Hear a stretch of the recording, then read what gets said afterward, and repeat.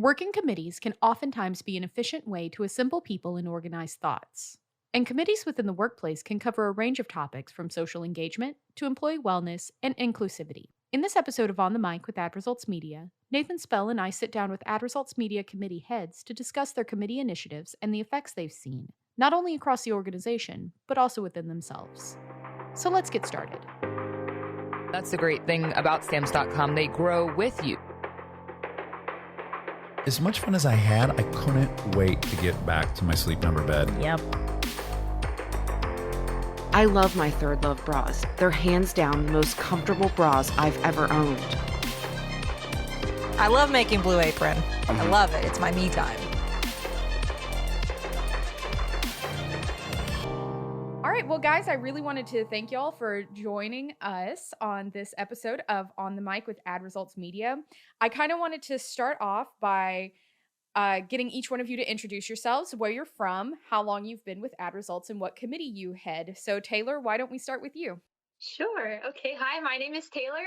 I am from Houston, and I've been with Ad Results for almost 3 years now, and I head up the social committee. Hi there, I'm Kelly. I'm the controller, and I've been with Ad Results since October of 2017. I'm originally from Corning, New York, and I head up the recycling committee. Hi, I'm Jennifer Christman. I am one of the media vice presidents and have been with Ad Results for a long 17 years, and I am heading up the wellness committee. Hi, I'm Sina. I oversee all of the committees. There's not a particular one that I technically oversee. And I've been with Ad Results Media for under 2 years now. Hi, I'm Erin. I'm originally from a small town in Wisconsin. I've been at Ad Results for just under 1 year, and I head up the Lunch and Learn committee. Well, to kick things off, Sina, why don't we start with you? Can you maybe tell us about how these committees got started and really what determined the launch of these committees?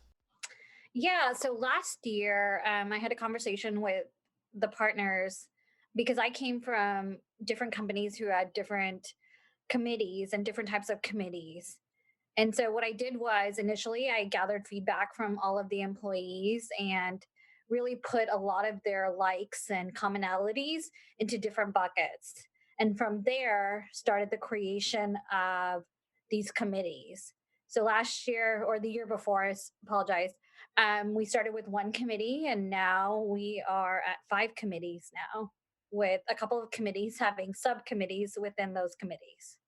So, I kind of wanted to get an overview of what the different committees have been working on and what y'all have planned for the future. So, Taylor, why don't we kick off with you in the social committee? So, as a social committee, we are really focused on getting people engaged and involved and feeling like we're a community kind of aspect to it. So, this year we've kind of had to pivot and have a virtual aspect of everything. So, we've been really focused on getting people involved, even though we may not be in office, we can still get involved online and over Zoom. So, we've set up different games and tournaments like rock, paper, scissors and bingo. And we have different activities that we send out either weekly or maybe every so often. And these have been really fun too. Things like Guess the Ad Results Employee, where we've sent a baby photo and 2 facts and people get to guess who that is. That's gone over really well. So that's some of the things that we've been doing. And the team is constantly thinking of new activities.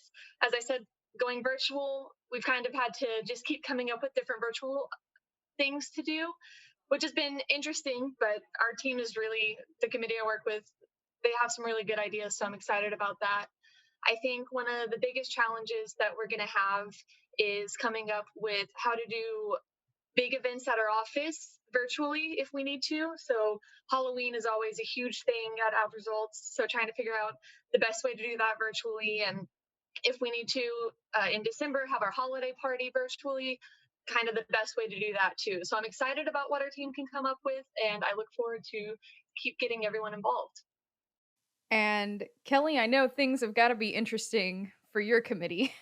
Yeah, it's very interesting. It's hard to do some in office recycling when we're not in the office.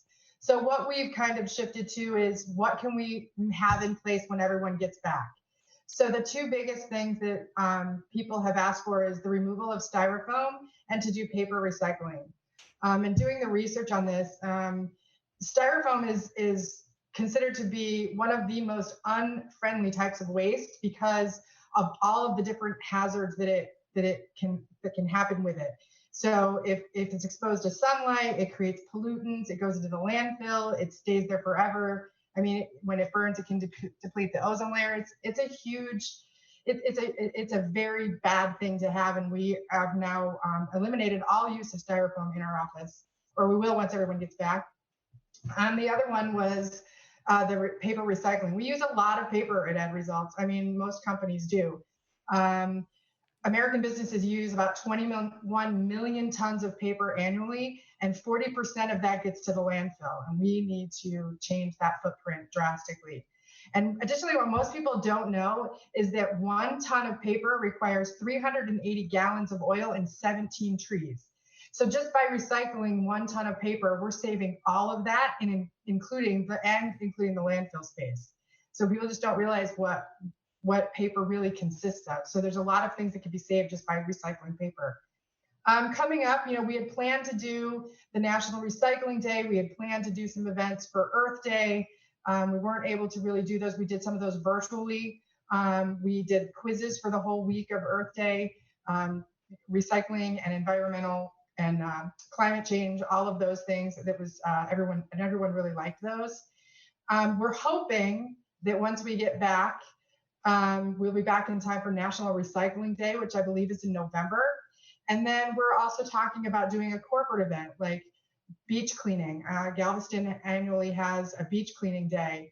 And if you go as a corporation, then you get a little plaque on the seawall.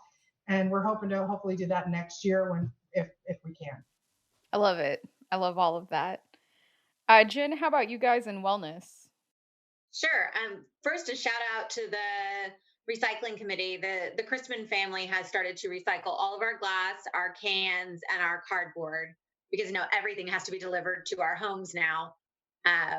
So yay, you guys for inspiring us. But for the wellness committee, we're trying to just get people to maintain a healthy lifestyle, both physically and mentally. And we're trying to do at least one activity per month. This past week, we just honored National Junk Food Day by doing a food swap with Eat This, Not That. So replacing a junk food item with something healthy, where we've had different sorts of, instead of eating chips, we put pictures up of nuts, or recipes, instead of eating a pizza, having a zucchini boat pizza or a chicken crust pizza.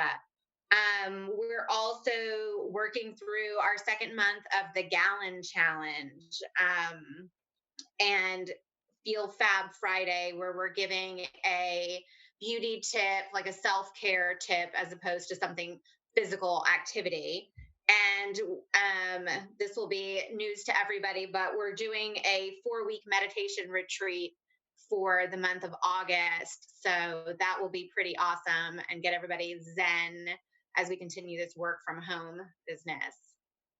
I think we all need a little bit of zen right now. Erin, how about you? Yeah, so similar to all the other committees, the Lunch and Learn committee had to shift to this new working from home environment and figure out what we could do virtually with all the employees. So initially, we kicked off a tips and tricks document that just had some tips in there on how you can work from home and still be productive.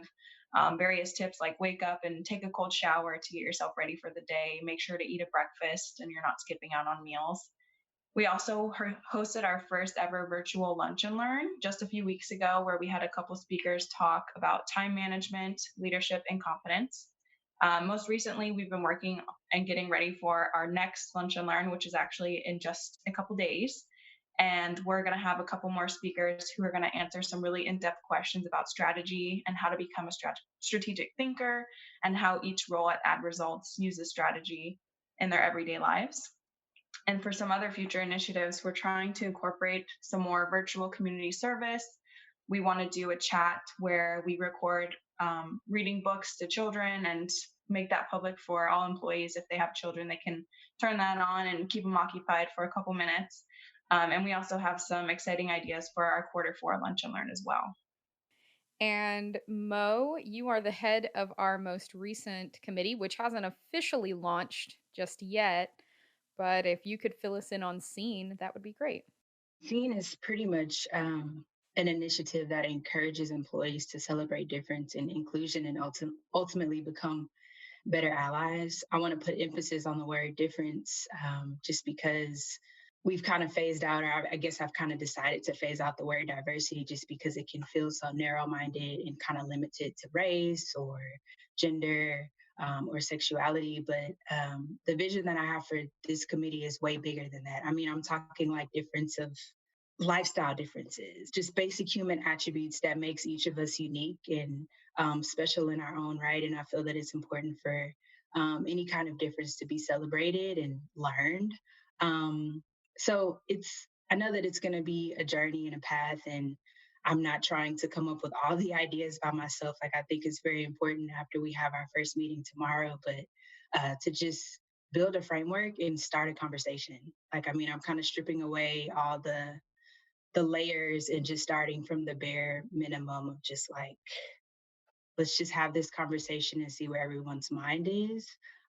More than anything, just wanting to create a space for people to teach and for people to learn, and to celebrate the small but visible moments that help people establish a sense of belonging in any space they occupy. So a lot more to come with that as far as like the details of some of the initiatives and et cetera. But I'm nervous, but very excited about the launch of this new committee. Well, with so many exciting points of impact with all of these committees, I'm curious to hear more, about what changes y'all are hoping to see take place as a result of these committees. So maybe we could start with you, Taylor, with the social committee. What are some of the biggest changes that you're hoping to see as a result of that committee moving forward? Yeah. So I think I would like to start off with one of the things that I've seen from this year and then kind of go into what I hope to see. And this year it is, so when we started this year in January, we really wanted to focus on including San Diego and Austin in the same capacity as we include Houston, because I know that can be difficult at sometimes, where we'll plan an event for Houston that has 70 plus people. And so it's a big event, it's huge, we're all excited about it. And then maybe 10 people in San Diego, it just doesn't really translate over to them. So we really wanted to have that as our main focus this year.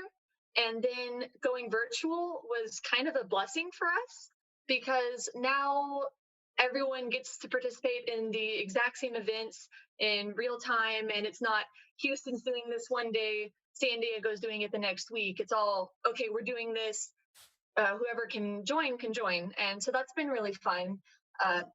It's also allowed people who don't really interact with each other to interact with each other now. So people in San Diego are now getting to talk to people in Austin, and people in Austin are getting to know more people in the Houston traffic team. Like, things that haven't been able to happen lately are getting to happen, and we're all getting to play games together. And so that's been one of the changes from this year that has been really great.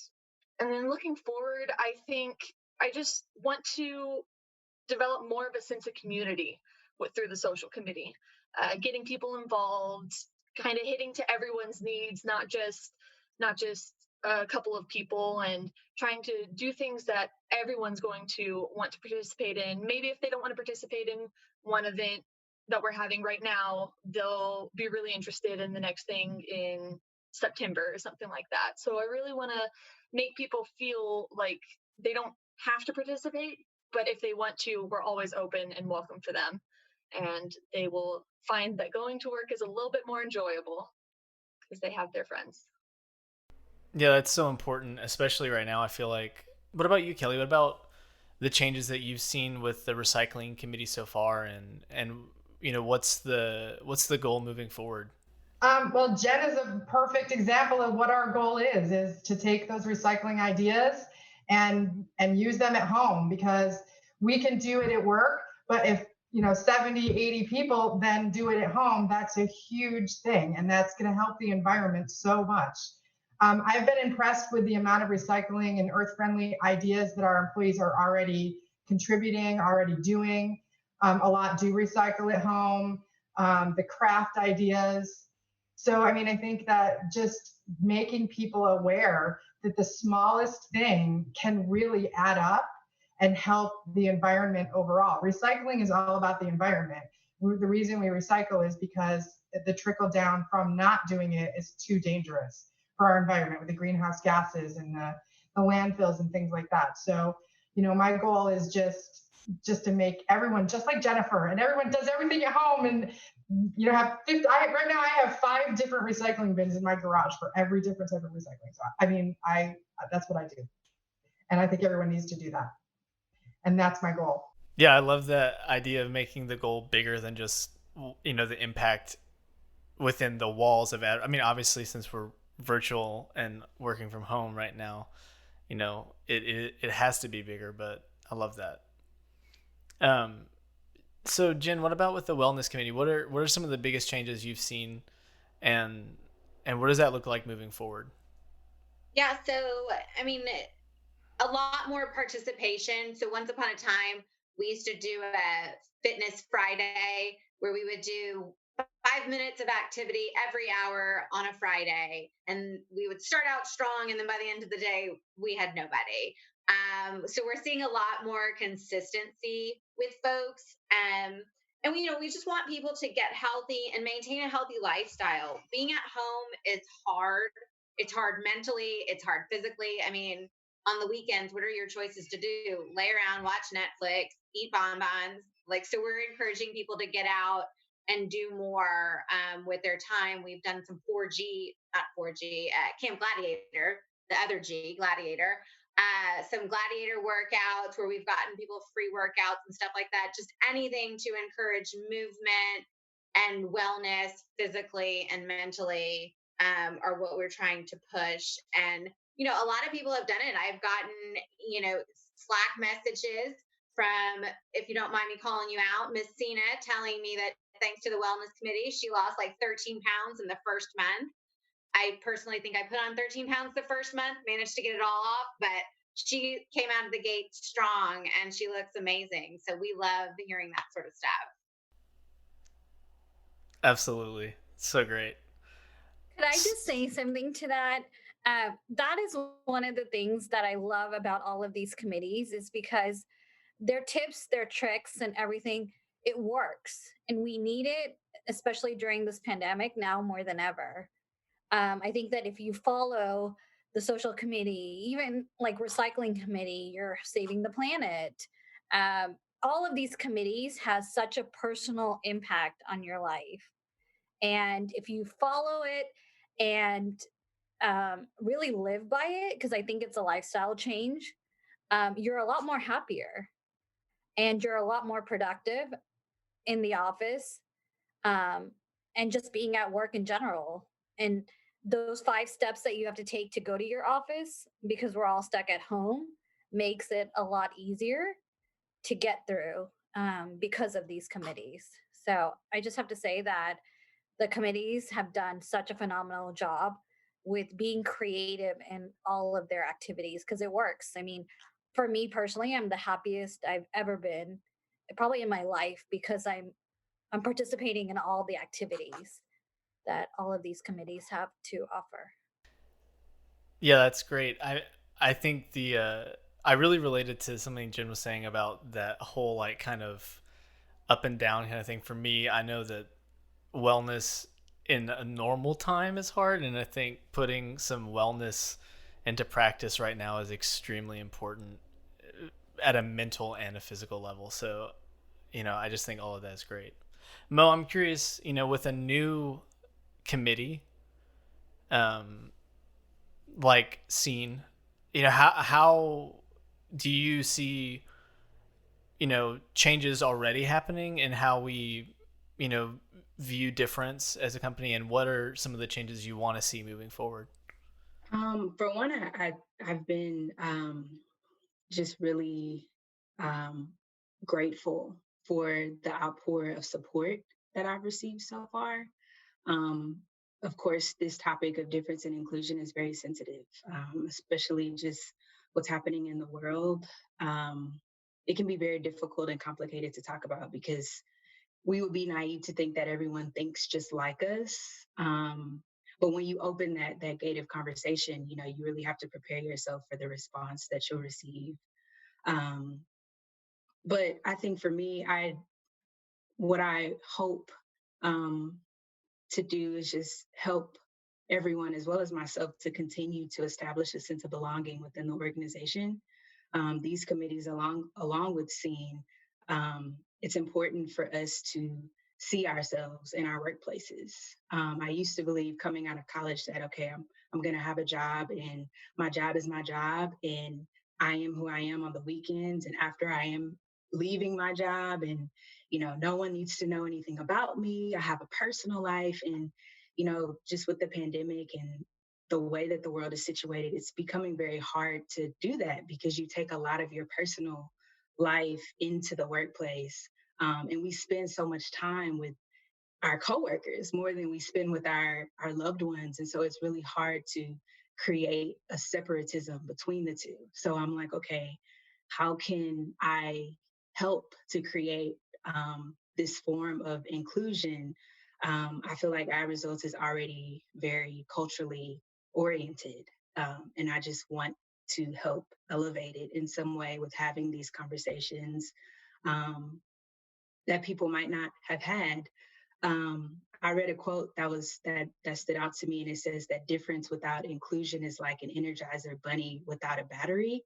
And I thought that was interesting because, we know that people are different, but unless it affects us directly, we might not care about it, right? So in a way, it's kind of like, let's have this conversation. Let's hold up these mirrors and kind of realize that although we're very different, we're also very similar, and that's what makes it beautiful and significant and valuable. Like we're able to bind our differences and create something powerful together through unity. So yeah, the vision is way larger, and I kind of feel intimidated taking this on. I'm not gonna lie, just because it just feels like a really large responsibility. But I'm excited and I feel supported, and I feel seen. So yeah, it'll be great. That's beautiful. I love that. What made you want to be a part of this new committee? So I didn't want to be a part of this new committee. I didn't want to take on the responsibility to do this because, like I said, this is a very large responsibility to have these kind of conversations and to kind of open to create that space to make it happen. However, I feel like my ancestors, which I honor my ancestors, through my spiritual practices, as well as my faith, I felt led and I felt called to action with the state of the world. I was no longer able to say, okay,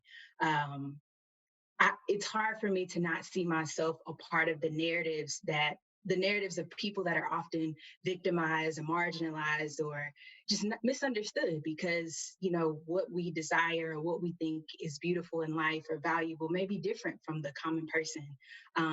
So that weirdness or the artsy stuff like uh, uh, that narrative is often kind of like not shunned but just kind of ignored because people don't get it. And so I just no longer felt like I could sit and just not say anything. So although my conscious human mortal self didn't want to take on the task of, emailing Kurt and being like, hey, I have this idea. I feel like it's a responsibility larger than me. And I feel like there is some type of power that is moving beyond me that is helping me be more of an extrovert to try to start up these conversations. So shout out to my ancestors. And Erin, what about you and the Lunch and Learn? What made you want to be a part of that? So when I first started last year, I came in right at the end of the year, so quarter 3, and the Lunch and Learn committee at the time was planning right at the end stages of planning their Lunch and Learn. And Sina had said, I lead the committee right now. Come to this meeting with me. I want to show you what it's all about and let me sit in on a couple of the last meetings and see how it was planned. And then the day of the Lunch and Learn, she had asked me to do a couple of different tasks to help set up and just get everything ready for the speakers. And I kind of just took over and was like, yeah, I got it. Don't you worry about it. And I think I just really liked helping out. And I think Sina kind of saw how much I enjoyed the topic that they were talking about and also just helping with the committee. And so she kind of encouraged me to join all the committees, but specifically take a head with the Lunch and Learn committee. And Jen, I've joined you a few times in the past years at those 5 a.m. workouts. What it's been a while, but what made you want to be a part of the wellness committee? Well, I mean, like you said, those 5 a.m. workouts, I have been working out or running, at the gym, doing marathons, doing fun runs. What is it? We've done the Avon breast cancer walk, I think 5 times, my sister and I, to raise money, but also because it's a fitness activity and we like to do those sorts of things. So when most people get up in the morning and have coffee, I get up and work out.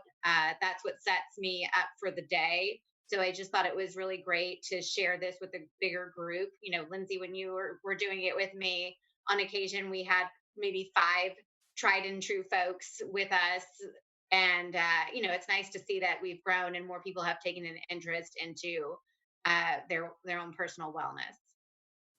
Kelly, how about you in recycling? For me, it's about being environmentally conscious, and the recycling is part of the bigger climate control issue. The amount of carbon dioxide that's in the system, if it's being released, it's the depletion of the ozone, it's the rise of the temperature of the earth, which is then creating the melting of the glaciers, and the oceans are rising. I mean, all of it is linked together. So for me, it's about trying to leave the planet in a better state than when I got it. you know, when I got it from my parents. I can remember even my mother using those old hairsprays that now you can't even buy anymore because of I mean, just, Aquanet was bad. So for me, it's about that. It's about making sure that there's some sustainable future for the planet, for my kids. And I have to say that even though this COVID has been, very hard on a lot of people, and I know it's been a pandemic and it's been a tragedy, but it's actually been a health benefit for the earth itself. So if you look at the state, if you look at the globe and the pollution, and you look at it on January 1st of this year to today, the amount of pollution that has been eliminated is amazing. And so hopefully that's something that's good that's going to come out of this tragedy of COVID-19 is, we're actually seeing changes. I think one of the hardest part about recycling and climate change is everybody says, well, one person can't do it. It's not going to make a difference if the whole world doesn't do it. Well, now we've seen that the whole world had to do it, and we've actually been able to see the changes for the better. So I think that, I hope, is something that we can continue once we all go back to our everyday lives. I'm hoping so as well. And yeah, I'm right there with you, hoping that now that people are actually seeing widespread change, they'll continue banding together towards continuing. And Taylor, you and I used to work together on the social committee. What made you want to continue forth and head that up? Yeah, I was going to say, for those of you who don't know, the social committee is the only committee here who's actually been around for a hot second. So I joined a couple years ago. 1, I like to party. 2, I like people. 3, I like helping people. So it was just a no-brainer. Lindsay, you were in charge at that time, so I saw the work that you were doing, and really at that time, it seemed like it was Halloween and the holiday party and maybe a couple things sprinkled here and there. And then last year, I feel like it really kicked off and stepped up its game. And I was a part of all of that, and I had such a great time. And so when the opportunity came around this year, I thought, I have some good ideas I'd like to share with the people. I feel like I really like everyone in our office, and I like getting to talk to everyone. So it was kind of an easy fit to just kind of squeeze in there and take over and get to plan things. And I like fun. So I want to bring fun to people. I love it. And yeah, the social committee's done a really excellent job this year, especially with having such a huge curveball thrown at them with coronavirus and everything. So, with all of these changes we've been talking about at an organizational level, I'm curious to hear maybe some more about how heading these committees has already started to impact us at the individual level. So, Taylor, maybe we could start with you again. Like, what changes have you noticed in yourself since you've taken on heading up the social committee? Sure. So I would say changes actually started when I joined the social committee, in the fact that I felt like I got a lot more confidence around the office just because I was getting to talk to people. I wasn't just stuck at my desk all day. I was getting involved and doing things. So definitely confidence there.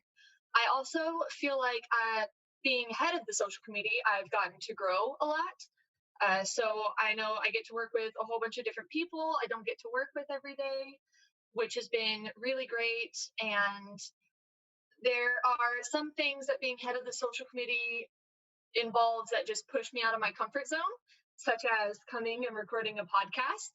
This is not something I normally do. My hands have been sweating the whole time. So that's there for you. Uh, so it's just kind of been able. Oh, the other thing.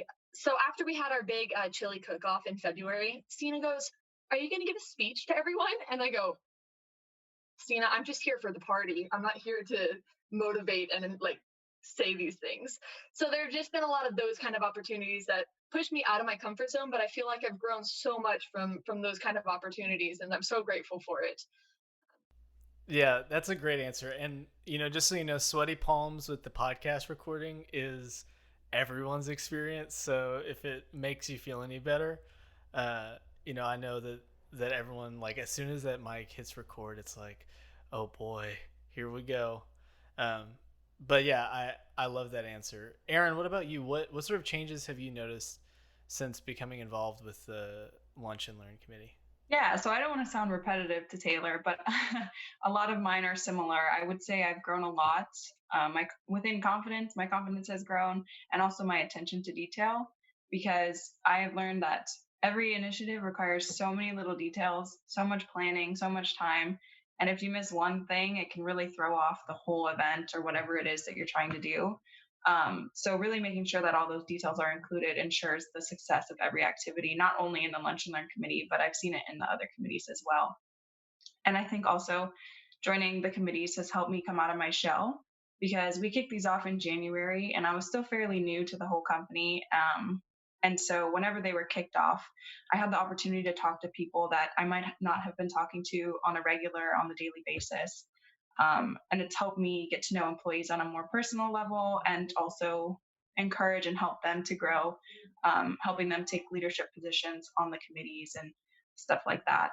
And I would just say overall, watching how much everyone loves all the initiatives at the Lunch and Learn, the social committee, recycling, wellness committee, that everyone has put on, it's really shown me how much of an impact every committee has on the organization. And it makes me really excited for the future. Yeah, that's awesome. And I think it's interesting that there's that commonality between your answers, because, I think that's saying something pretty big about one of the values of these committees, which is the way that having something you're responsible for like this, and that puts you out of your comfort zone a little bit, and gives you chances to interact, really does transform you in terms of your confidence, and that sense of self-assuredness that I think we all kind of crave that in our careers. So that's a really great answer. I'm curious to hear from Jen, Kelly, and Sina specifically. As department heads, do y'all feel like launching these committees has had an overall impact on work culture? When we started these committees in January, the goal was for every leader to learn basic skills that they can apply to their day to day work life. And so we created agendas and recap templates. But what we didn't realize was these committees are the foundation for our virtual engagement. Without these committees, we wouldn't have such a virtual engagement of employees. There's literally something for everyone in this organization. And that's the beauty of these committees. Yes, you interact with employees that you normally wouldn't interact with, but most importantly, especially during this time, it's a way for employees to escape by participating in all the activities and being part of these committees. I mean, it's a lot of fun. And what you realize is you end up relying on them for not just emotional support, but also mental support too. And you realize that the employees that are part of your same team, you grow together and you become more united because you have different outlets to get to know each other on very many different levels. So I would say, most importantly, we wouldn't be able to have the virtual culture that we have today if it wasn't for these committees. Yeah, for sure. I mean, like Taylor and Aaron are perfect examples of the opportunities that these committees could have. And you're growing not just only in your department and you're getting more comfortable with your people that you already work with, but for the company as a whole.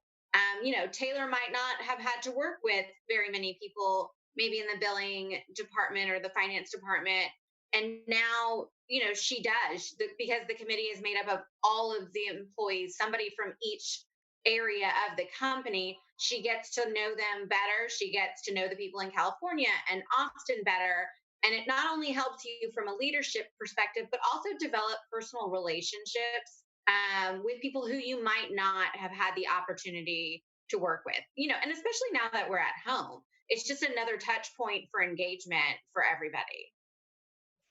Yeah, I agree. And I think the other thing that it does is all of these different committees really shows the commitment of ARM itself, because we're interested in your health.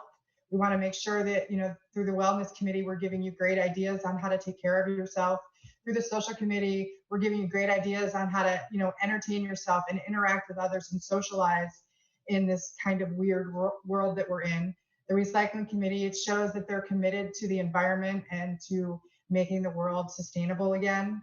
Lunch and learn, it's about teaching and helping the individuals grow. And I can't wait to see what the seeing committee does, because I think that's going to have a major impact on our culture and our employees. And I think just seeing that is going to be amazing. And I think I can't wait for that one. So I think overall, it would have been so easy as a company to just say, okay, you're working from home. We'll see you when we get back, whenever that is, right? But we didn't. We made a commitment to continue on with the wellness committee and the recycling committee and the social committee. The lunch and learn has been doing great. Like we've continued pushing forward, and not only have we done the committees that we had all year, we've added another one. And so I think from an employee's perspective, it's so great to know that your company isn't just leaving you high and dry while you're working from home, because us who live by ourselves, it's lonely, like it is. And so I really appreciate everyone who has been able to participate and sending new ideas. I know one of my favorite things that the Wellness Committee did was put together the recipe cookbook, and that is just so good. And I love all the recipes in there, and I've got to try them. And like, it's nice to know that there are people who genuinely care about your well-being at work. And a shout out on the recipe book, it would be called The Quarantine Cuisine. It could be available at Amazon after. Just kidding. Who knows? Maybe we can self-publish. So this next question I do want to open up to everybody, and it doesn't necessarily have to, your answer doesn't necessarily have to be for your own committee, but I would definitely like to hear what y'all's most memorable experiences have been with the committees. For the recycling committee, I was most excited to tie it in as the 5th G for green. We launched the 4 Gs last year, and to be able to tie that in, and so everyone has that 5th G and that green stays dominant in people's mind when they think about it. That was actually a really cool kind of brainstorming solution that came out of one of our meetings, and everyone was just like, "Oh my God, that's awesome! That's exactly what we need to do." And so that was, I know that sounds weird, but that really was an exciting moment for us, because we felt like it was a way for us to tie it in to the overall culture and the expectations of ARM. So that was that was my favorite. I'll say my favorite for the Lunch and Learn committee was definitely hosting the first ever completely virtual Lunch and Learn, and all the moments that led up to that, because you really got to watch all the committee members get ramped up and get excited for the Lunch and Learn, as it was their first time ever doing one. We put a countdown on our Instagram, so we got all the employees super engaged, and we had such a high attendance rate that it was just really awesome to see and made us all really excited for the next one. Okay, mine was probably the chili cook-off. It holds a special place in my heart since that was the first big event that I was head of for the social committee, but also just the weather was so nice and the themes were so good, and I love to eat. So the fact that we got to take a couple hours off work, go eat chili, go eat desserts, just hang out outside, had some music. It was a fun time for me. I agree with Taylor. The chili cook-off, which sadly was like the last in-person, I think, event that we held, was so fun. It's been a tradition, and I'm glad that we recently brought it back. I personally also enjoyed the Million Mile Month. I'm very competitive. I liked seeing not only my own personal self creep up on the leaderboard, but Ad Results was the third place company for the whole city of Houston in terms of miles walked. So I thought that was pretty great. I really had a great time with that one too. I feel like I reached a couple personal bests during that month. My most memorable experience is actually seeing names on the sign-up sheet for the scene committee. I'm very happy about that, to see that people are interested, and there's like 20 plus people that are signed up. So it'll be a pretty big conversation, and just to see that people are open to it. It was such a relief.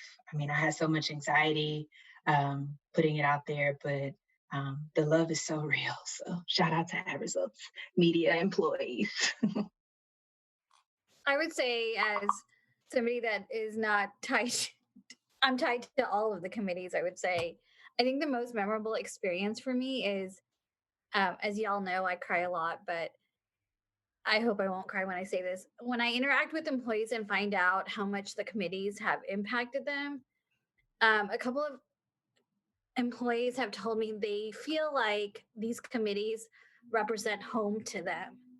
And that's pretty powerful to hear when an employee says that, because a lot of our employees are going through a lot, especially during this time, and they're struggling in their personal life. And to have an outlet where it brings back happiness for them during this dark time, that's when you know what you're doing is bigger than what you think it is.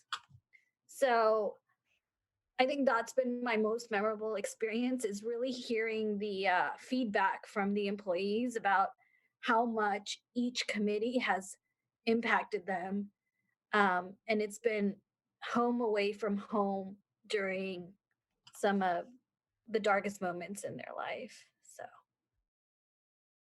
So we've been talking a lot about all of these positive changes that we've been making as an organization, and all of the impact that that's been having. And presumably there are people listening to this podcast who may be in positions of leadership at their own organizations, or be working in a company where there either aren't opportunities like this, or they may be on the horizon. So I'm curious, if we could start with you, Jen, but the question is, how should other organizations who are considering launching similar initiatives go about it? What advice would you give to them? Sure. I mean, I would advise them to pick committees that are first of interest and of benefit to their employees, and then fill those committees with people who are passionate about the topic. And their passion will ignite a movement within your company, and it'll inspire all others to join and get behind it. And as we've demonstrated here, from that, great things can happen. Kelly, what are your thoughts on that? What advice would you give to an organization who's thinking about launching an initiative like this?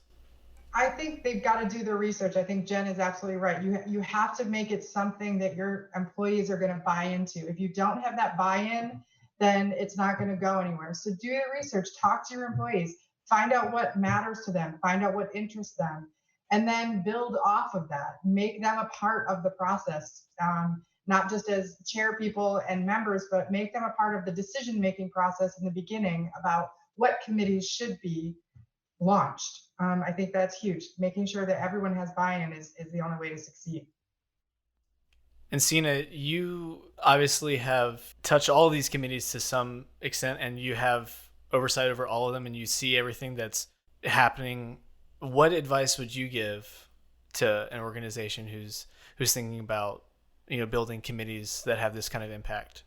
I would say it's not a club, it's a professional need. And that's the difference. There are basic skills in each one of these committees that employees can learn and apply to their day to day. It's important to have an objective. It's important to have goals within the committees. And it's also important to have a budget. You can't, nothing's free in this world. And the more that you plan and be an advocate for the committees, the more that you'll see the impact come from the employees. And so having a clear mind when we started these committees, we had a clear goal that we wanted to accomplish. What defines success for committees? And those goals has already been accomplished. And next year, we're going to add a couple more committees because that's a need for this organization. So before anything starts, it's really, is it a need? What is the objective? What are the goals? And really be an advocate for them. Because if you are not an advocate for your own committee, you can't expect anybody else to be an advocate for your committee. If you're not excited, if you're not happy, if you're not passionate about it, you can't expect anybody else to be that way. And you can't expect everything to be given to you because we're not seeing the work and the passion. So you have to really believe in everything that gets inaugurated and initiated. And that's the difference. And it starts, and I will say this 100 times, it starts with feedback and it starts with the employees. That's your foundation. Because without that, none of these committees would exist. Without participation from the employees, none of it would exist. And without the support of the steering committee and the partners, none of this would exist. You want their support. And the way you gather it is agendas, recaps, and seeing that it is impacting each and every employee in this organization. I think that's a great answer. And, the common theme, I think, between those answers is at every level, there has to be that buy-in, from the passion of the people on the team to the people that are in leadership at the highest levels all the way down. So I think those answers are great. And it's great advice for other organizations to look to. Well, guys, I wanted to thank you so much for joining us today. I've really loved this conversation. I've loved hearing y'all's insight and your experiences. And I'm really hoping that this is something that others can take note of and, use y'all's experiences and your advice to kind of launch their own committees within their own organizations. And so thank you so much. If you enjoyed this episode, be sure to subscribe for updates on future episodes and leave us a comment with your feedback, questions, or ideas for future segments. If you would like more info on Ad Results Media and what we do, please visit us online at adresultsmedia.com. This podcast is an Ad Results Media production.